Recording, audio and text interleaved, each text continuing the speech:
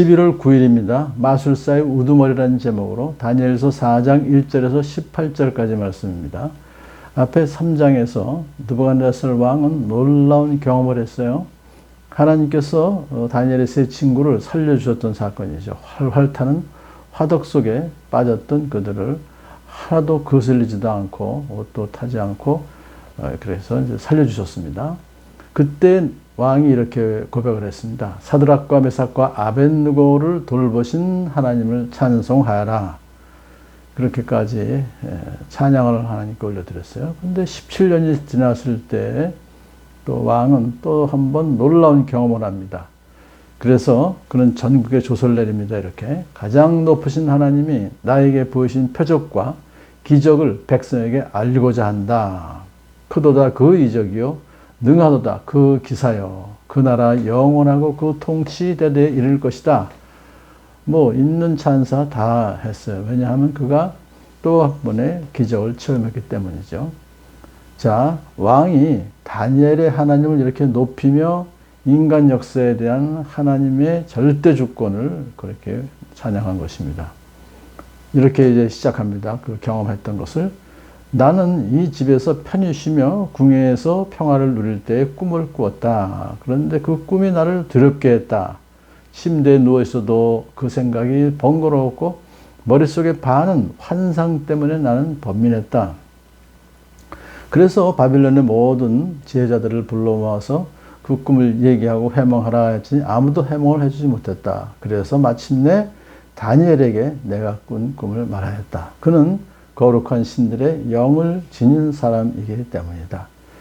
여기서 이제 거룩한 신들의 영을 지닌 사람이 다니엘이라는 것을 그렇게 말한 것은 느부갓네살 왕이 여호와 하나님을 믿어서 그런 것이 아니라 그는 다신론자이기 때문에 다니엘의 하나님을 여러 신들 중에 한 분으로 여기고 있습니다.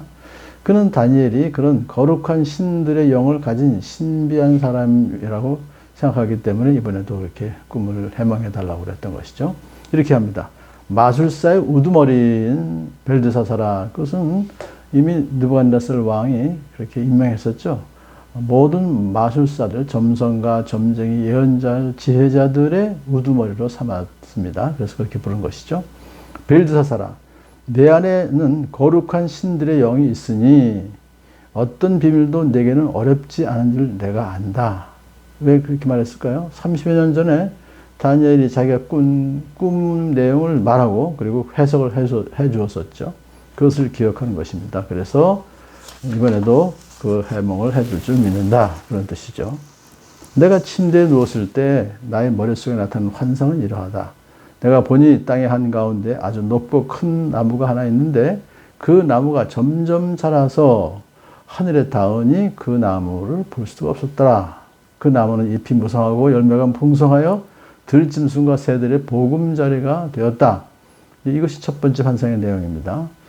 그 내용은 아주 높은 큰 나무가 이렇게 있었다는 그것은 바로 느부갓네살 왕의 제국이 가장 절정기에 도달했다는 것과 함께 또한 그의 교만도 극에 달했다는 것을 의미하는 것이죠.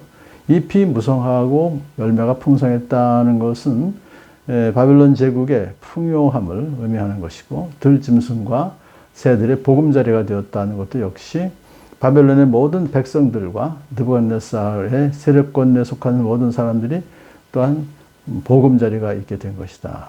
이렇게 말하는 것이죠. 그러니까 느부갓네살의 통치권이 닿는 지역이 광대하고 그의 세력이 크게 확장되었다는 사실을 이제 이렇게 환상으로 보여주었습니다. 그런데 거기서 끝나는 것이 아니라 두 번째 환상을 보았습니다. 그 내용은 제국이 점점 강성해지자 느부갓네살 왕의 교만이 극에 달하게 된, 그래서 거기에 대한 하나님의 징계를 계시하신 것이죠. 자, 시작합니다. 내가 나의 머릿속에 나타난 환상을 또 보니 거룩한 감시자가 하늘로부터 내려와서 큰 소리로 명령하기를. 그러니까 이 거룩한 감시자라고 하는 것은 하나님께서 보내신 그러한 천사나 그런 존재를 말하죠.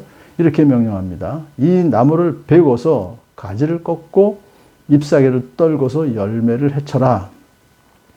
이렇게 명령하는데 그 내용이 뭐냐면 왕이 정신병으로 권좌에서 쫓겨나게 될 것을 미리 보여주는 것이고, 나무가 쓰러질 때 그곳에 깃들었던 많은 짐승들이 달아나는 것처럼 나무가 쓰러질 때 그렇게 되는 것처럼 느부갓네살 왕이 없는 제국은 백성들에 대한 구속력을 상실하게 될 것이다. 백성들이 이렇게 많이 흩어질 것이다. 그런 뜻입니다. 자, 다만 그 뿌리에 그루터기만 땅에 남겨두어라. 이것이 참 중요하죠. 그러니까 느부갓네살 왕이 그러니까 정신병에 걸렸지만 하나님께서 은총을 베풀어 주셔서 7년이 되면 잃어버렸던 왕권과 영화를 회복시켜 주신다. 그걸 미리 암시한 것이죠. 자, 이러고서 이제 이렇게 예언합니다. 쇳줄과 놋줄로 동이고 들풀 속에 버려두어라.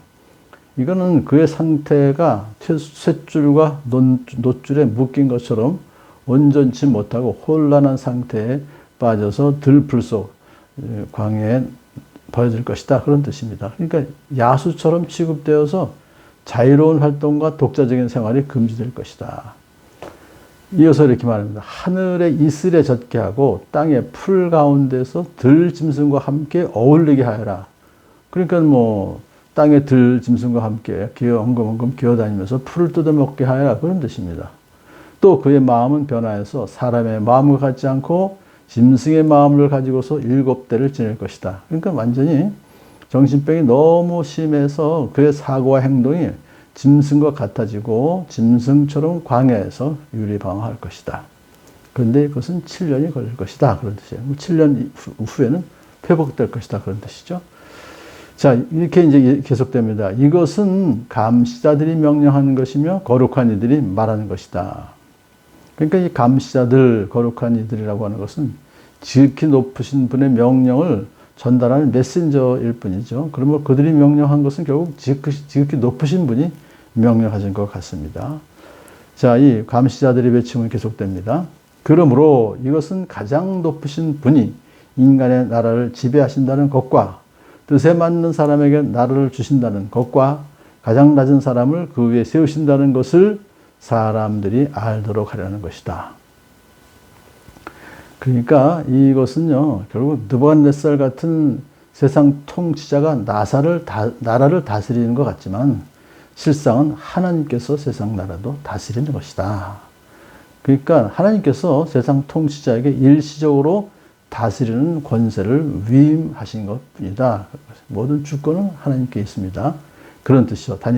느부갓네살 같은 죄가 아니라 그것을 이제 선포해 주는 것이죠. 오늘 본문을 통해서 그러므로 우리들은 역사가 오직 하나님의 주권 아래에 있다는 것을 자각하고 겸손하게 하나님을 경외하며 하나님 명령에 순종하며 살아가는 저와 여러분 되기를 축복합니다.